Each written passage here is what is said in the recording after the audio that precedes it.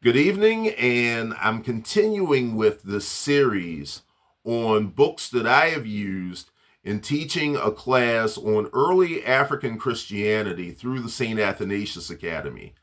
This book, Wade in the River, the story of the African Christian faith, is one of my favorites, partially because I know the author. The author is Hieromonk Alexei Altschul. This book was written when he was still Father Alexei Altschul.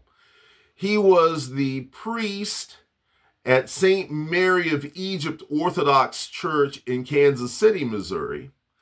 And after the death of his wife, he came to Mount Athos, where he was tonsured a monastic and was given the grace to start a monastery in Missouri, just outside of Kansas City. And the monastery is the Saint Michael Archangel. Yes, the Archangel Michael Skeet, and it's in Weatherby, Missouri. And I'll give information about that in the notes on YouTube.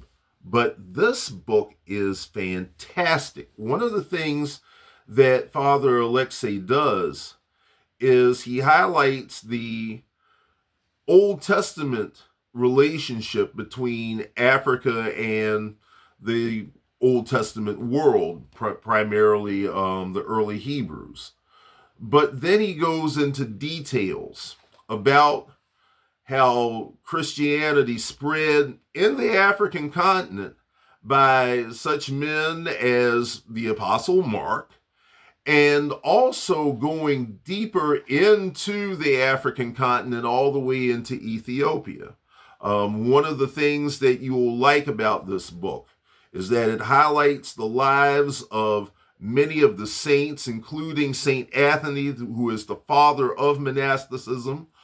Also, St. Athanasius, who is the one who created, I won't say created, I will say he put the New Testament books together. He put that list of 27 books together. And also going into the historical relationship between Africa and the rest of the Eastern Christian world, including, of course, the Council of Chalcedon 451, which separated the Oriental Orthodox from the Eastern Orthodox. He even gives parallels between the early African Christians and how African American Christianity has developed.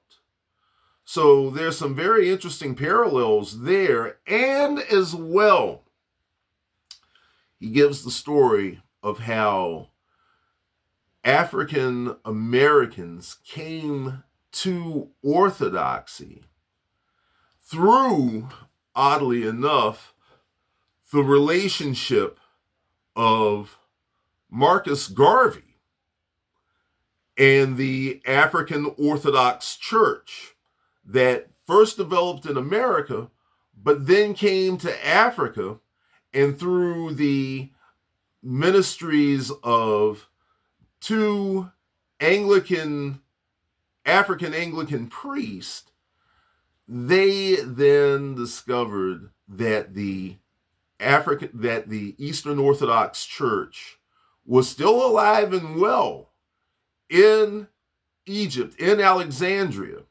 They became priests and then bishops in Uganda and in Kenya.